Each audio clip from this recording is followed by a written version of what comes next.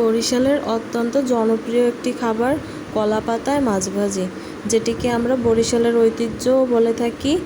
আজকে আমি এই রেসিপিটি নিয়ে আসলাম, আর আজকের আমার এই ভিডিওটি দেখে যে কেউ সুন্দর ও সহজভাবে এই রেসিপিটি তৈরি করে নিতে পারবেন। আরেকটা কথা হলো, কলা পাতায় মাছ ভাজির সাথে এর পাশে যে কিছু ভাজি করলে তার স্বাদটাও কিন্তু অনেক ভালো হয়। আজকে আমি দেখাবো পাঙ্গাস মাছের সাথে কচুর ডাঁটা ভাজি। তো চলুন রেসিপিটি শুরু করা যাক। পাঙ্গাস মাছটাকে সুন্দর করে কেটে ধুয়ে পরিষ্কার করে নিলাম। দিয়ে দিব পরিমাণ মতো লবণ, হলুদের গুঁড়ো আর মরিচের গুঁড়ো। সুন্দর করে মিশিয়ে নেব।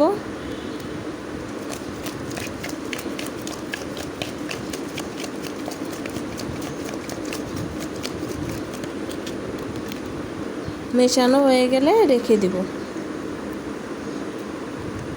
এইদিকে আমি কচুর ডাঁটা নিলাম, ডাঁটাগুলো কেটে পরিষ্কার করে নেব। উপরের আঁশটা ফেলে দিব আর এভাবে কেটে নেব। দিয়ে দেব পরিমাণ মতো লবণ, হলুদের গুঁড়ো আর মরিচের গুঁড়ো। সুন্দর করে মিশিয়ে নেব।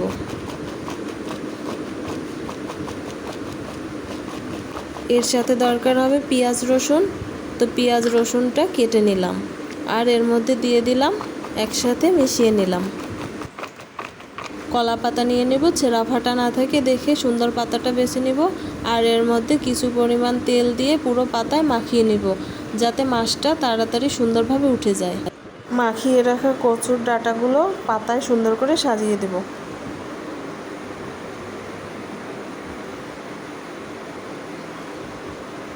এরপরে কচুর ডাঁটার পাশে মাছগুলো সাজিয়ে দেব।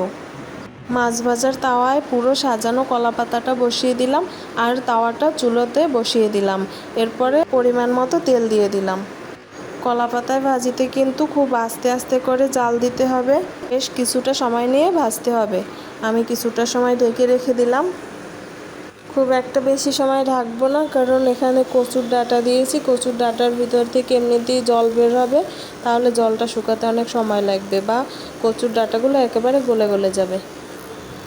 আস্তে আস্তে করে বেশ কিছুটা সময় নিয়ে ভেজে নিব, যতক্ষণ পর্যন্ত এর জলটা চলে না যায় আর পিছনটায় সুন্দর করে লাল লাল দাগ না হয়। গ্যাসটা ভাজা হয়ে গেলে নামিয়ে নিব, থালা বা আপনার উপরে নামিয়ে নিব, তাহলে আমার এটা উল্টোতে সহজ হবে। তারপর উপর থেকে একটা আবার কলা পাতা দিয়ে ঠিক এইভাবে একটা প্লেট বা ঢাকনা দিয়ে ঢেকে তারপরে এইভাবে আবার উল্টে দিব। তো দেখুন কত সুন্দর একটা কালার এসেছে। আর আপনারা যারা নতুন তাদের জন্য বলবো, পাশটা ভাজা হয়েছে কিনা তা কিভাবে বুঝবেন, মাঝে মাঝে তাটা একটু একটু তুলে দেখবেন যে পাতায় দাগ লেগেছে কিনা বা মাছটায় দাগ লেগেছে কিনা। এটা কিন্তু পাতা একটু তুললেই বোঝা যাবে। যখন দেখবেন দাগ লেগে গেছে তখন বুঝতে পারবেন যে এই পাশটা আমার ভাজা হয়ে গেছে, তখন তুলে নিতে পারবেন। তো দেখতেই পেলেন ওই পাশটা ভাজি হওয়ার পরে আমি পাতাটাকে তুলে নিয়ে কিভাবে অন্য আর একটা নতুন পাতা দিয়ে উল্টে আবার তাওয়ার মধ্যে বসিয়ে দিয়ে আবার এই পাশটা ভাজি করে নিচ্ছি। ঠিক একইভাবে একটু সময় নিয়ে এটিকে আমি সুন্দর করে ভাজি করে নিব, যেটা কিনা তেলে ভাজার থেকে অনেক মজা। তেলে ভাজা স্বাদ আর এর স্বাদ কিন্তু কোনোদিনই এক হবে না। যত রকমই মাছ খান না কেন, কলা পাতায় মাছ ভাজির মতো কোনো কিছুতে স্বাদ পাবেন না। এর স্বাদ একেবারেই আলাদা। তো রেডি হয়ে গেল আজকের আমার এই রেসিপিটি। সবার অবশ্যই ভালো লাগবে, সে একবার হলেও ট্রাই করবেন। তো সবাই ভালো থাকুন, সুস্থ থাকুন। সবাইকে অনেক অনেক ধন্যবাদ। দেখা হবে পরের ভিডিওতে। টাটা। আর আমার চ্যানেলটিকে অবশ্যই সাবস্ক্রাইব করুন।